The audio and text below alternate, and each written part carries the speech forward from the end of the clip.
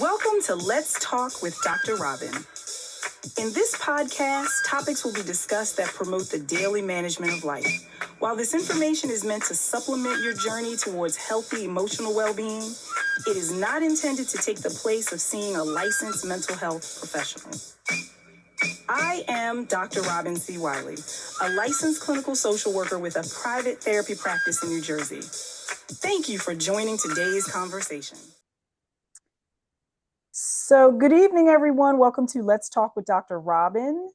As you can see, we're doing a little bit of a different format here. And of course, I have my best friend who is joining me and who is also assisting with producing, Christine Sampson Clark.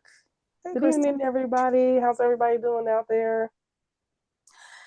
So, all right. So we are, a couple of things have been going on, of course, since we last talked. The last thing we talked about, certainly we did something for, Breast Cancer Awareness Month. And so now we are at the end, about to be at the end of November. And so we're getting ready to go into the holidays. So usually each year when I've done the podcast, I like to talk about how to I like to say how to cope with the holidays. And just because, from a therapist standpoint, the holidays can certainly be really, really great and a joyous time, but it can also be a time where we are reminded of losses, where we're reminded of maybe some of the stressors that we have related to getting together with family or friends. But it's also been a struggle more recently because we're just coming somewhat off of the government shutdown. And it's funny because right when I was getting ready to do a show on how to kind of cope with that, because I think we the news talks about it from the perspective of everything that was going on, but not from the emotional impact on many people that are affected by it, or those of us who are watching it in action, or those of us who are working with clients, whether it's in the capacity of a therapist or case manager, who are impacted by that. But the shutdown is kind of over. So I'm gonna say it like that, right? A little bit. And so now we are, like a few days out from Thanksgiving. And so I thought today, I always like to have my notes, my talking points, that we would, talk about the holidays, talk about, just some strategies on how to deal with, things that might be, causing us some additional stress over this time. And like I said, we need to maybe recognize, that would be, I think, a word to say, recognize or acknowledge, like how we go into the holidays. Some people go into the holidays really feeling like they've got to do everything and be everything for everybody, whether it's about spending, whether it's about hosting at your house, whatever that is. And, it can cause a lot of stress for folks, right? So I guess, we can get into it, but I wanted, before we get into it, we're going to be bringing the intro music. Usually in my podcast, we have the intro and stuff, but I do want to say that, this podcast and this conversation that we're having is in no way meant to replace individuals in our audience going to seek actual professional help through seeing a therapist or what have you. And certainly if someone is in a crisis situation, they are certainly encouraged to contact, their nearest crisis screening center, et cetera, or go to their nearest emergency room. So we have to kind of put that out there. And even though, yes, I am a licensed clinical social worker, I'm a therapist, but I'm not your therapist. And even if I am your therapist, this is not your session. So just throwing that out there. So, all right. Clear. Yeah, just so we're clear. Just so we're clear. You know what I mean? Like, yeah, just so we're clear. Because you never know, some of my actual clients might be listening. And I'm sure they have a scheduled time. So again, like I said before, managing the holidays or, can really require us to implement some coping strategies. And so I have some kind of things that I've sort of talked about in previous podcasts, because like I said, I talk about this every year because I think it's important. And as also I've started working with clients, usually in the October, beginning of November timeframe, I start talking to clients about, what are they doing for the holidays? If there's anything that comes up.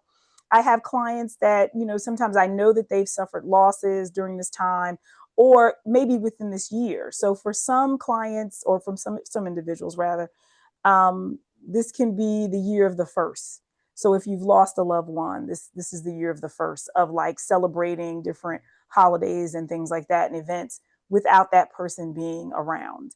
And I know even for myself, this is, last year, lost someone very significant in my life and our family, and who I consider family. And this is a year of the first for us. So definitely how to deal with that. And I think a start is to acknowledge. A lot of times we operate in this space of, I'm just going to act like it didn't happen, or I'm going to push through and that kind of thing. And sometimes, that can catch up with us, and it can catch up with us in a way that we are not really planning for. So it can catch up with us emotionally. We might find ourselves a little bit more irritable. We might find ourselves wanting to isolate, not to be around others, that type of thing. Or if we are around others, we may not feel the joy that we would have felt, if that loved one were around. So I think the first part is to acknowledge, that this is a time, this is a season where that person is no longer here. And, acknowledge whatever feelings we have related to that, missing that person, not feeling that the holiday is the same, whatever that means. Because acknowledgement is also validation for ourselves, right? It also can allow us to now take the steps necessary to be able to cope with whatever the stressor is or whatever the emotional struggle might be during that time. And that might mean saying no. That might mean you're not hosting the event. That might mean that you're not going to whatever it is you want to go to. And I think during the holidays, we feel a pressure sometimes to be available and to do the things. And a lot of times that pressure comes externally. If you've always hosted and now you don't really feel up to it, or you don't want to for whatever reason, feeling that pressure from family to still do that. So, we're all grown. And so sometimes we have to remember that we're grown. And being grown means that, you can say no, for grown-ups and for toddlers, If no they say is, no is a full sentence. exact. That's my, that is Right. one of my, no is a complete sentence. It does not need explanation. And a lot of times we are trying to give explanation. But that, I feel like, is a lot of times where we're trying to kind of excuse it away. And it also allows people the opportunity to talk us out of saying no. Um, but what we also have to realize on the other side is, so let's say you want to say no to whatever it is, and you don't, and then you go on and do it anyway. Most of us know the feelings that we have related to that: resentment, annoyance, frustration, irritation, all of that. And a lot of times we're not enjoying, what it is that we're supposed to be enjoying, because we have Almost like a committed to regret something. too, right? Yeah, Yeah. absolutely. Yeah, Yeah, I've because experienced that. yeah, Hmm. we're committing to something we didn't want to do, right? So a lot of times, if you are kind of feeling like, well, I want to say no to this, the holidays are just, I'm not really feeling it, because sometimes people are just not, or they may not have it, financially, they may not be able to do it, but you're committing to things. And so try to remember, what the feeling on the other side is going to be, that regret, that irritation, all of those things. And so that can hopefully help you to make a better decision now, because you don't want to feel that. Okay. I guess, I was just thinking about the say no, where it comes off maybe to even the person saying it, it seems harsh. So is there a way to say no in a way that you can commit to it, but it's not like saying no, like I just don't want to be with you. It's more like it's me, not Like you. I want to be with you. So I mean, yes. Okay. So it's there could be some compromise, you know what I mean? But I think when you're doing the compromise, or when you're making the decision to not say no completely, you could set some boundaries. And that's probably needed anyway. So like, for instance, I'll take the example, if you're, if you don't want to say no to hosting, you could say, okay, you know what, you can use my home, or my space. However, each of you will need to bring X, Y, and Z, or a dish or whatever. Mm-hmm. Or, it could be something like that. So it could be something as simple as that. Or it could be that, let's say, if you're going to someone else's home, because I know this is where my struggle comes in, going to something and knowing that before I go, I don't want to stay the entire time. Mm-hmm. So I don't typically, I may not tell, and this is kind of letting the cat out the bag here. I don't necessarily tell the folks I don't plan to stay the whole time, but in my mind, I set up a time limit for myself. And Mm-hmm. really, that's for me, Dr. Robin, my social meter has an expiration time. You know what I mean? Right. And I'm very aware of that. And it's not to say, I mean, I'm not going to like explode at that time, but I know there's a threshold of time that I'm like, okay, I'm good. And then there's a time when I'm like, all right, I'm really ready to go. You know what I mean? I've expended the social currency that I have for the day, maybe for the week, depending.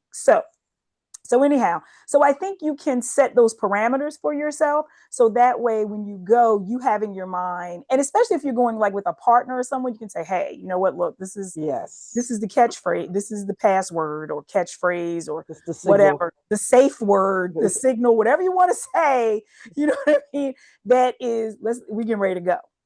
Okay. Um, so I think that is a way, but I think there are times when no just needs to be said. You know Yeah. what I mean? Because we want to make sure that we are, if at all possible, and I say it like this, if at all possible, you want to do what's within your comfort zone. Like, you want to do what makes you feel comfortable, what you feel comfortable with, so that you don't have that kind of those emotional struggles on the other side where you're now you've extended yourself too far.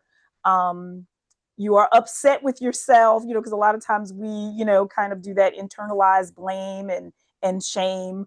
And we also need to make sure we're not letting other people shame us and blame us for doing Right. something that is not in our comfort zone.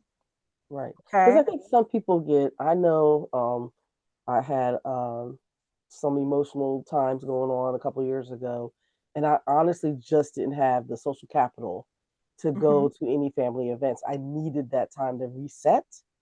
And it was weird for people to just hear that I needed to stay home. That's the need I had. And so I'm listening to what you're saying, right? Because it's not just about the holidays for family connections, but it is also time for refreshing your soul, right? Oh yeah, and I think, we think like, okay, so the holidays come up. It's usually, time off from our commitments. Things are a little bit less scheduled or whatever.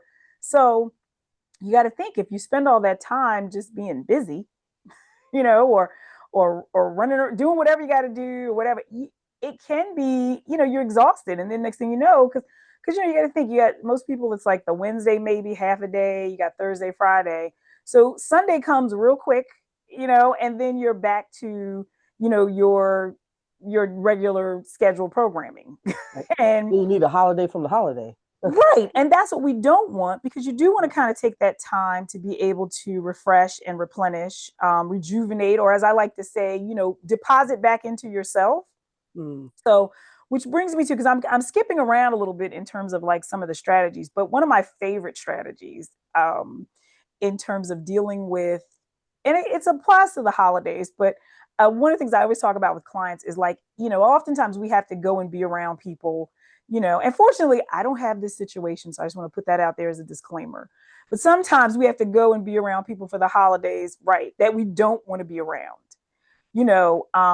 whether it is just, people that you don't see often and now you all got to get together, or sometimes you have situations where there's a family member that's going to start some stuff, or there might be somebody that has some alcohol or some substance abuse issues that's going to be there, and there's going to be a different dynamic. Okay. Or it could just be some estrangement, and not to mention, and I throw this out there, cautiously, but sometimes for many people, when they are going to these family gatherings, they're sitting at the same table with their perpetrators, with their, of their trauma, of their abuse, all those types of things. And so it can be a struggle. And so a lot of times we are unfortunately going into these events that should be what we would characterize as a happy time. Everybody's getting together, this is great. But there are a lot of folks who are anticipating those interactions, and it creates a lot of stress and anxiety for them. And so one of the things that I talk about is with my clients often is, having in place something that you are looking forward to. So whether it is you're going to the house on the Thursday, you're going to spend time with the family members on Thursday, but then on Friday, have some time built in for you, something that you're looking forward to. So it's kind of a mind hack in a sense where Right. I can get through the thing that I don't necessarily want to do to get to something that I really, really am going to enjoy and want to do. Right. Okay. And so what happens is you focus on what you want to do. You focus on getting to that Friday. So it's just like, if you have like if somebody's running a marathon, and like usually that lasts, I've never run a marathon, but still, but I mean, I've done a You walk. watched a marathon. I've watched one. Exactly. So in watching it, that those last couple of miles, a lot of times are the toughest. You know what I mean? There's a time period that is tough because that's what you got to push through, but you're almost at the finish line.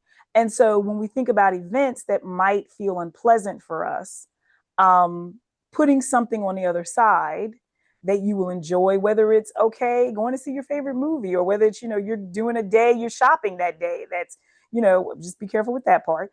But, doing something that is, enjoyable for you, that then can just like, and you're also kind of reinforcing that, what, I made it through. Because for some people, they will not exercise their right to say, I'm not coming to that house to be Right. with y'all. There are a lot of folks that don't feel like they can do that. You know what I mean? Because, and a lot of times it's because, family, we feel as though it's not, I didn't coin this phrase, but this idea of the family pass. I think the person I heard it from was like Iyanla Vanzant, actually. And she talks about the family pass and how we will allow family members to speak to us any kind of way, do things to us, whatever, that we wouldn't allow somebody on the street to do, that we don't know, because, and we will quickly like dismiss what they have done and the impact it's had on us because we're giving them a family pass. I want to backtrack to something you kind of said. I was thinking about this when you were talking about the shopping and not overextending, right?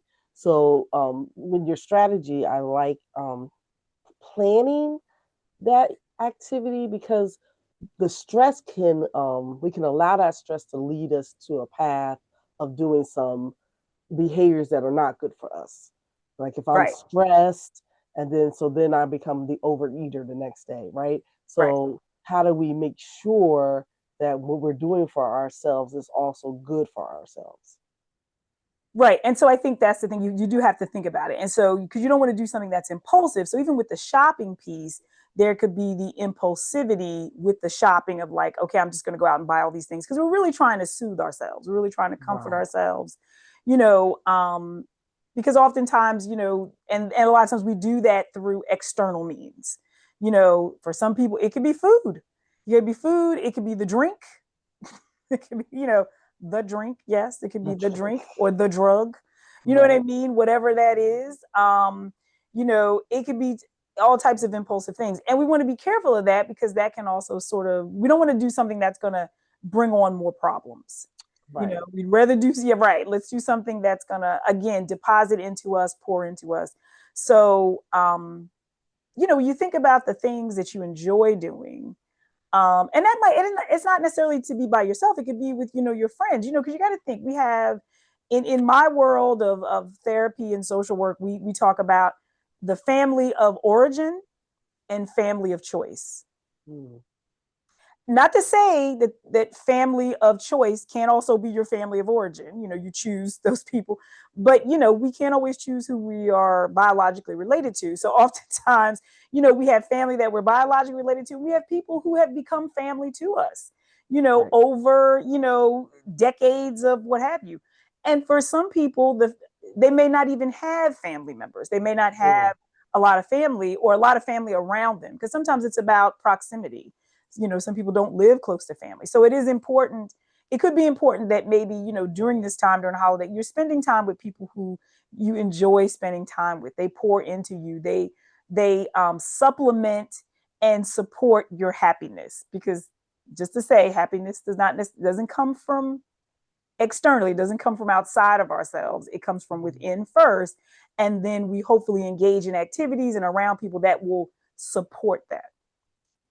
I was just thinking, as we came through COVID, when we weren't really going out for the family gatherings. I mean, I have to say, I'm thankful for technology like this, Yes. especially when I think about the people who don't have their immediate family or friends, whether it be the family of origin or family of choice, in proximity, and they can still reach out in this way, a video conferencing call.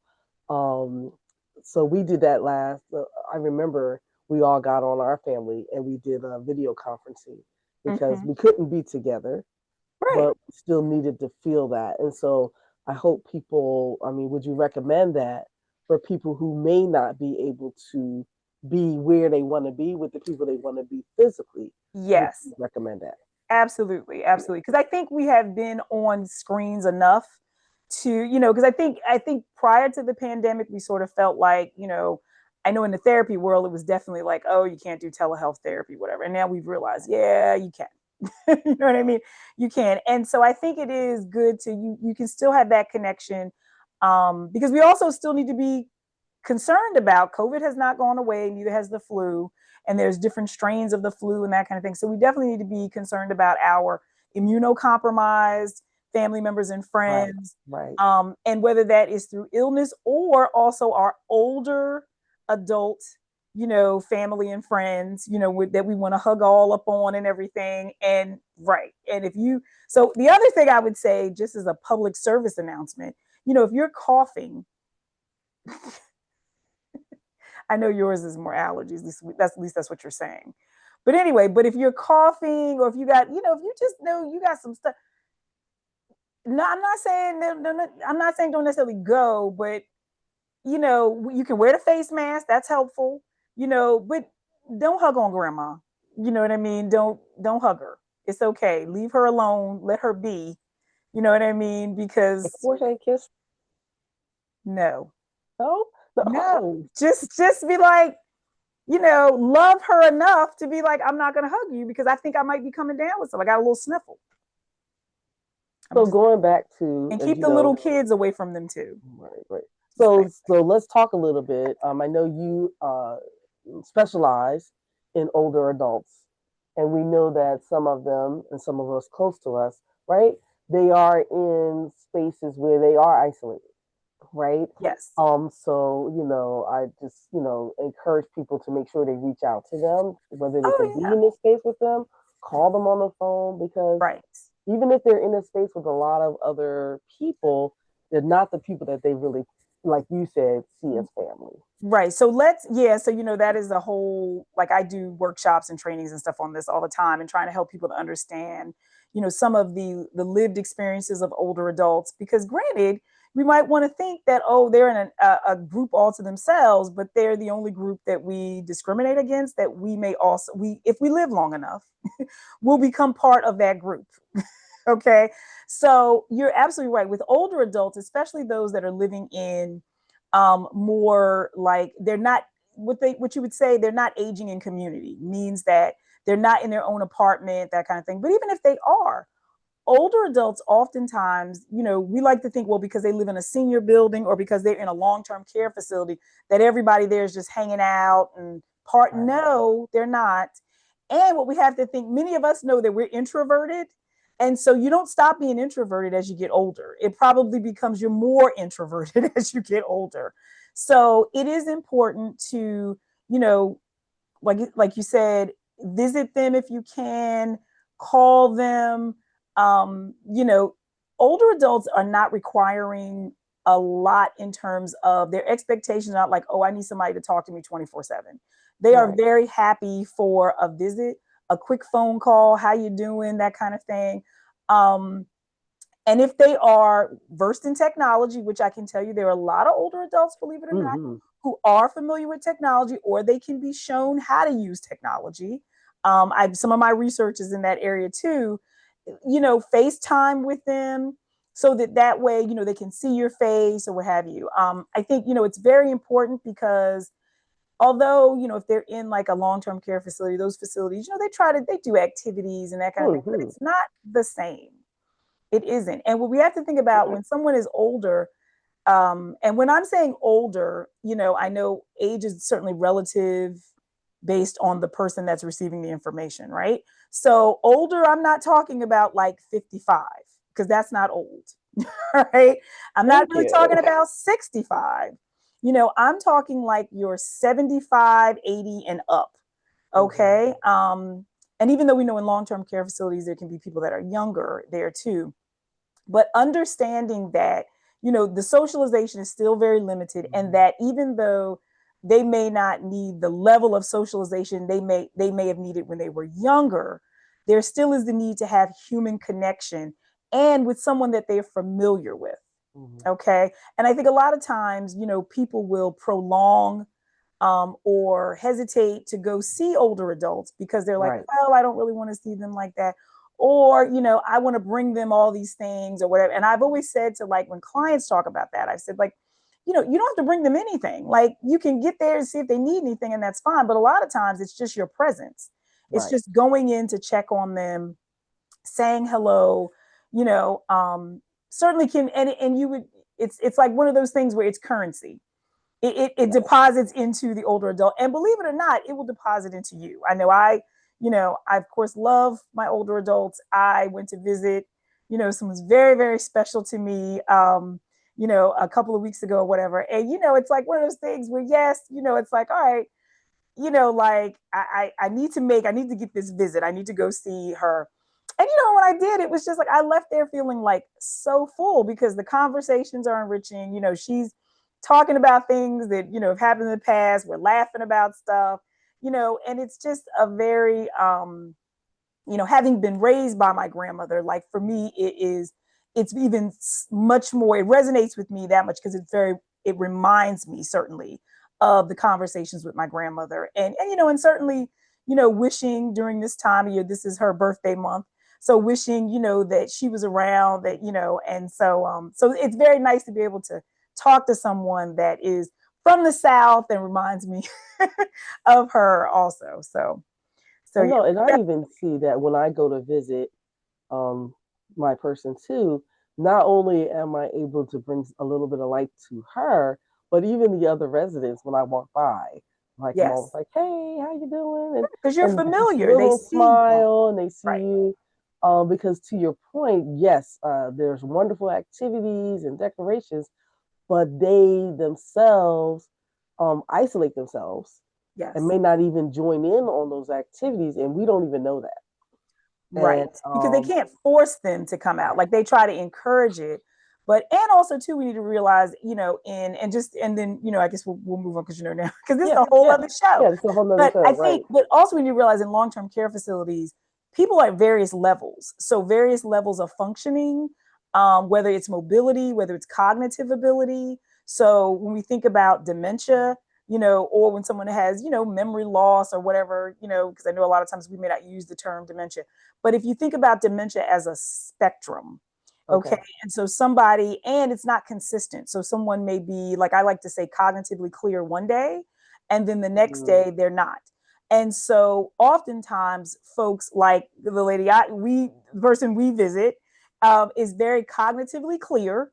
And so sometimes going into the communal space, the multi-purpose room, what have you, and you might be sitting beside somebody who thinks it's 1945. And so unfortunately, there's not a lot long-term care facilities can do about that, but it can be a reminder of, like, am I going to be there? So it could cause some stress, believe it or not. And Yeah. I think, we don't think about that. And I think staff really tries to work really hard in those situations of, but it's still just a reminder, because even if you're just, if they're, kind of getting themselves down the hallway and they see someone who's definitely in a different state. Mhm. Because we need to understand that people are in these facilities for different reasons. Right. Right. So Right. yeah, so not a bummer. You didn't want to put us on, Well, I but think it's just we it's have to realistic. I think I like that you're covering the gamut of, different situations that may arise in the holidays times, Yes, right? And we yes, got to think of all these different events that could happen, whether you are home alone and can't get out to the people you'd rather be with, whether you are, I think, when you said being in the space with the people that could have been causing the trauma, right. and have been Yeah, kind of stuck in that situation and having to be able to survive that, and making sure it doesn't push you to the point where you then go back and engage in behaviors, overeating, over shopping, right. um, you know, Because you might all be of it. triggered by certain situations, certain conversations. I mean, we see it online all the time, like the things that people say. You know what I mean? Like, oh, why aren't you married? Why you don't have kids? Those kind of things. Just questions that people will ask as none of their business. Right. And kind of like how to respond, or things like that. And I How know, do you respond? how do you respond to that? Yes, how do you Well, respond to that? no one asked me that question because they already know. I don't get asked that. Yeah, nobody asked me I that. think I remember a question that you were asked a lot that dealt with, are you still at so and so school and Oh, when well, you get yes. Yeah, there was married? the Like longest. there's all Yeah. these change of life expectations that Yes, people for the put long. on you. Yeah, because sometimes people are like, I think they're stuck with where you were, and then they don't realize like it's been 5 years. So no, I'm not still in graduate school, but thanks for asking.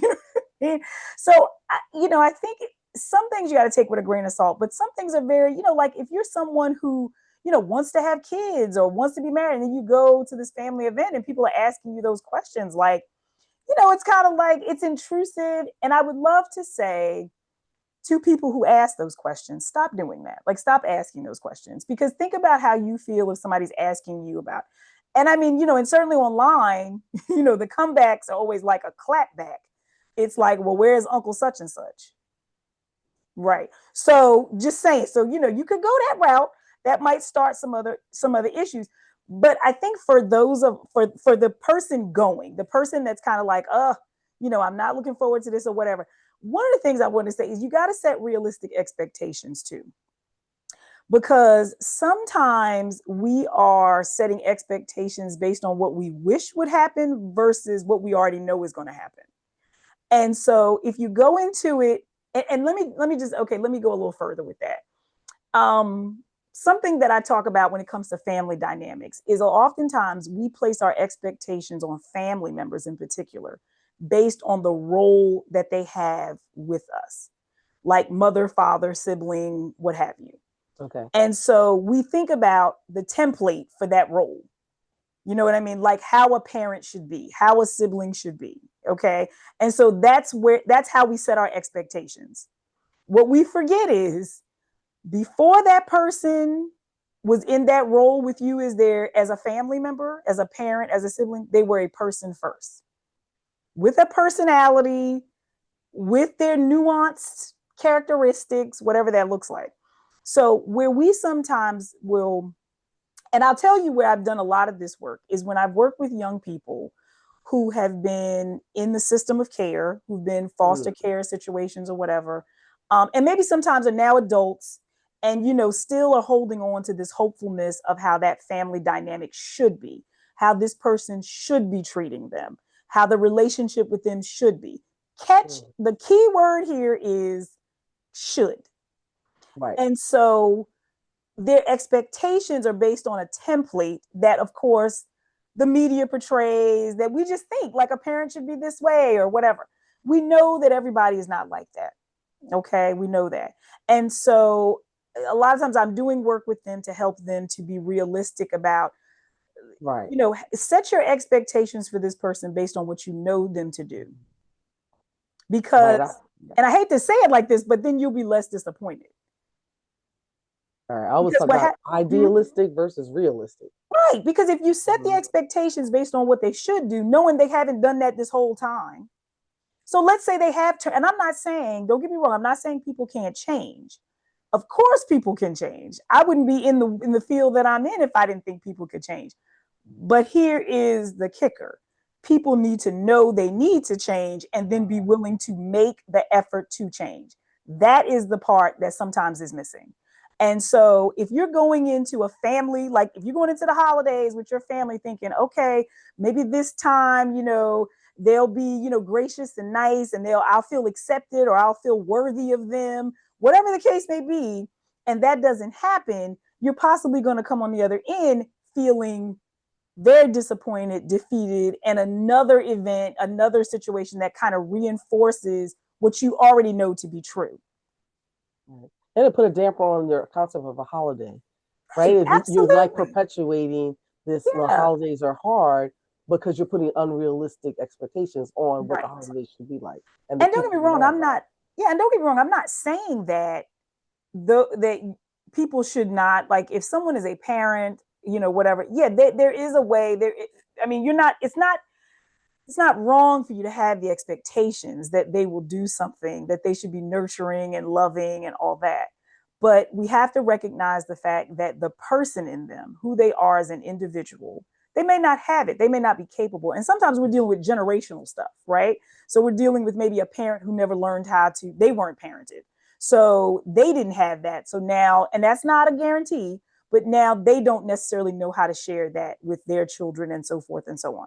So I'm just saying, like, that can be a part of this, whether even if it's your family dynamic, like when they get together, how they are, and not all, we know every family, no family is perfect. There's no, people can grow up in the same family and everybody has a different perception of how that family was. it. Mm-hmm. And please, I'm not knocking family, I'm not knocking parents, I'm not, but I will be honest with you as a therapist and someone who's been in this, and I was just telling this to my students the other day, as someone who's been in this field over 3 decades, I can tell you that when people start talking about the things that have happened to them in their life, the struggles that they've incurred, the trauma, all those things, it does not come from people on the street.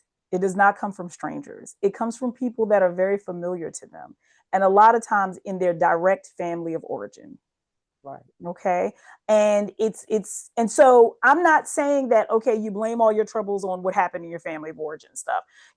A lot of times it is up to us as adults to now work and navigate through those things so that we're not allowing it to continue to perpetuate and manifest in our current life. Okay. And how we deal with things. So sorry, that was my phone, just fell down. I So, anywho, um, so I say all that to say that as you get ready to go into the holidays, create, try, if you can, try to create the experience that you would like. So think about how you want that. So almost like, envision, kind of a vision statement, or, I don't know if you necessarily need to do a vision board, but maybe just like a vision statement about, like, and what your intention is. I want my holiday to be restful and pleasant. you know I choose to be around individuals that pour into me. Or, what, I'm going to spend time with my family, but I'm going to make sure I set boundaries, clear boundaries, and I'm going to make sure that I still take care of myself and put myself first in certain situations so that I don't feel overwhelmed and I don't feel anxious and I don't feel, dysregulated. So those may be some things that you may say to yourself, kind of like giving yourself sort of like a vision statement of how you want it to be. Setting intentions really helps us because it helps to guide our behavior in a way that is more proactive versus, I got to go see these folks. Oh my God, I'm stressed out. This is going to be horrible. Da, da, da. That creates more stress and anxiety for us now when we don't know that any of that is going to happen. So we're creating anticipatory stress, which we Right. don't want to do. Right. You don't want to do that. Okay. This has been awesome, Dr. Robin. I hope everybody does have a great holiday time, or at least a less stressful Yeah. holiday time. And I love what you're saying about pouring into self and making sure you take care of yourself during this time. Absolutely. Absolutely. It's okay to put yourself first. Okay. So that's it for us for this evening. And until next time, be well, be great, be you.